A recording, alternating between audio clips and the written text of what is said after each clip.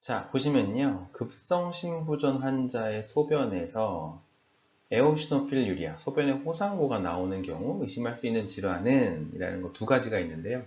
일단 하나가 제일 중요합니다. 알러직 인터스티셜 네프라이티스고요. 시험에 종종 나옵니다. 그래서 이름부터 정말 에오시노필이 나올 것 같잖아요. 알러직 인터스티셜 네프라이티스. 주로 약물 부작용 이런 걸로 생기는 건데 나중에 강론에 이 AIN이 나옵니다. 그래서 그때 보시겠지만 얘는 특징이 소변에 백혈구가 나와요. 감염이 아닌데도 소변에 백혈구가 나오고 그중에 호상고가 나온다고 하면 거의 바로 얘를 의심할 수가 있습니다. 그 외에도 이제 그 혈관에 있는 우리가 이제 이 혈관 조여수 같은 거 하다가 혈관 벽에 있는 이런 뭐라 그럴까요? 이 아세로스클로시, 아스로마토스 플락에 있는 것들이 이제 막 가루처럼 떨어져 나오면서 이게 날아가는 경우가 있거든요. 이게 키드니로 날아가면 콜레스테롤 엠볼리즘으로 급성심부전을 일으킬 수 있어요. 이때도 우리가 호상분요, 에오시노필 유리아가 나타난다고 되어 있는데 이 콜레스테롤 엠볼리즘 자체는 키드니로만 가는 게 아니라 생각해보면 이게 떨어져 나온 게 콩팥으로만 갈 수는 없잖아요. 아오타에서 떨어져 나온 것들이 콩팥으로도 가고 밑으로 쫙 내려가면 결국 하지로 가고 하지 끝까지 내려가면 발가락에서 끝에서 막히거든요. 발가락이 파랗게 되는 그런 게 이제 블루토 신드롬이라고 하는데 콜레스테롤 엠볼리즘의 특징입니다. 이거 나중에 이제 뭐 강론에서 나올 테니까 그때 보시면 아 이런 거구나 라고 이해가 되실 겁니다.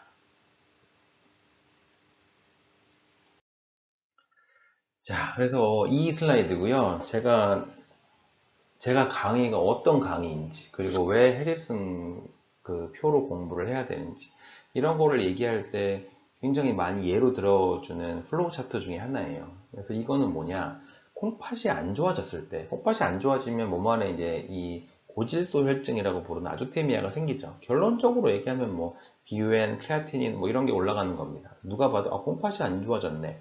라는 환자가 왔을 때, 증상으로 굳이 얘기하면 뭐 소변량이 줄었다든지 뭐 이런 거겠죠.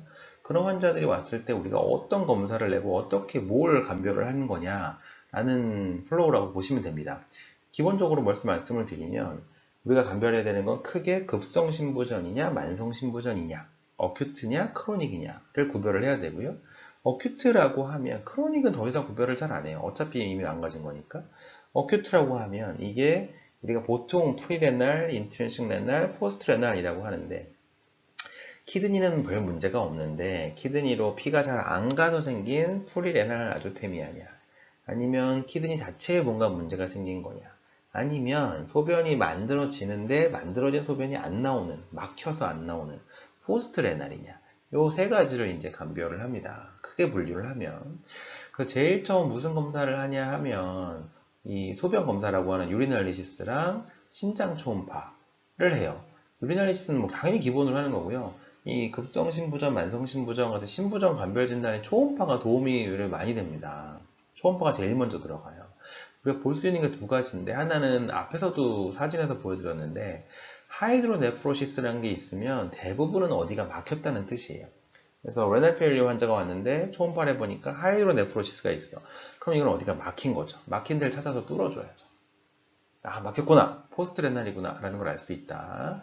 그 다음에 하이드로네프로시스가 없다고 하면 또 뭘 볼 수 있냐면 키드니의 크기를 봐요. 그래서 키드니 크기가 작아져 있고 콜텍스가 얇아져 있고 이런 것들을 보면 아 이미 이건 망가진 지 오래된 키드니야. 그러니까 크로닉 레날 페일리어야 라고 생각을 할 수 있습니다. 시험에도 나와요. 레날 페일리어 환자가 왔는데 이러이러하다. 초음파를 했더니 키드니가 한쪽이 7cm다. 정확한 이 정상 범위라는 게 딱 정해져 있지는 않지만 일반적으로 이뭐 8점 몇 cm 정도가 우리나라에서는 정상의 하한치라고 봐야 되긴 하는데 어쨌든 시험지에서 뭐 9cm보다 작게 나왔다? 그럼 되게 작게 준 거예요. 근데 예를 들면 아마 시험지에서는 8cm보다 더 작게 줄 가능성이 높긴 한데 어쨌든 시험지에서 뭐 7점 몇 cm 이렇게 줬어요. 그래서 이렇게 작게 주면 아 키드니가 정말 작아져 있고 이건 오래된 거구나. CRF구나. 이런 것들을 알 수 있습니다.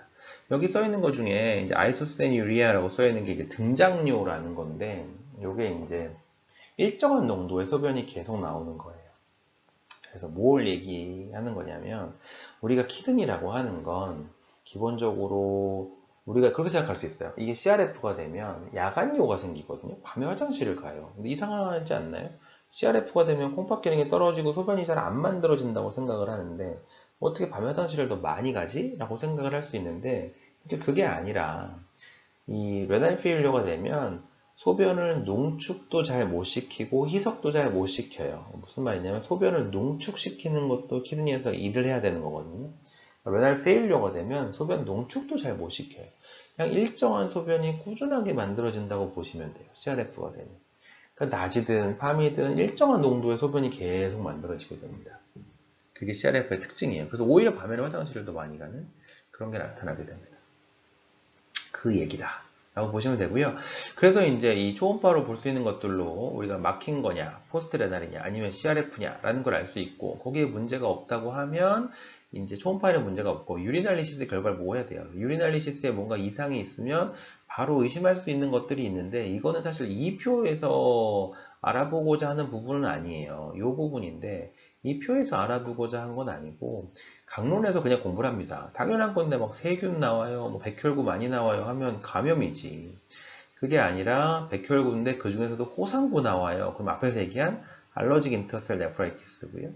그 외에 단백뇨 혈뇨 많이 나와요. 뭐 이러면 아마도 글로메룰로 네프라이티스일걸? 뭐 이런 것들입니다. 그래서 이런 거는 이제 이 표에서 중요한 게 아니라 강론에서 그냥 나오는 것들이고 이 표에서는 사실 유리날리시스에서도 문제가 없는 정말 그냥 콩팥만 나빠진 콩팥 기능만 떨어진 걸 얘기합니다. 그때 우리가 감별을 해야 되는 게 프리레날 아조테미아랑 ATN이라고 하는 어큐트 튜블라 네크로시스예요. 초음파도 괜찮아. 그다음에 유리날리시스에서도 특별한 게 없어. 이때 우리가 프리레날인지 키드니 자체가 망가진 이 어큐트 튜블라 네크로시스인지 뭘로 감별하냐? 그게 FNA입니다. Fractional Excretion of Sodium이라고 하는 FNA이고요. 그거 말고 또 하나 보는 게 우리가 유린 오스몰 이런 게 있어요. 이 두 가지로 주로 감별을 하는데 FNA가 1% 미만인 경우 그리고 유린 오스몰이 500 이상인 경우 프리레날을 시사합니다. 반대로 1%, 뭐 확실한 건 2% 이상, 그리고 유린 옵스몰이 작으면 이제 어큐티블라 네크로시스를 시사를 하고요. FNA를 근데 구해야 돼요, 결국은. 그래서 뒤에 나오겠지만 FNA가 어떻게 구하는 거고, 이게 1% 작으면 프리레날이다. 하여간 이 공식 자체를 꼭 외우셔야 돼요. 그래서 시험 문제에서 대놓고 FNA를 구해서 풀어봐. 라는 문제가 나옵니다. 그런 경우 FNA를 계산을 해야 풀 수 있는 문제들이 나와요. FNA를 기준으로 주로 우리가 프리레날과 어큐도 튜블라 네크로시스를 나눌 수 있다라는 것을 꼭 기억하시고 계산도 할 수 있어야 된다. 이렇게 알아두시면 되겠어요.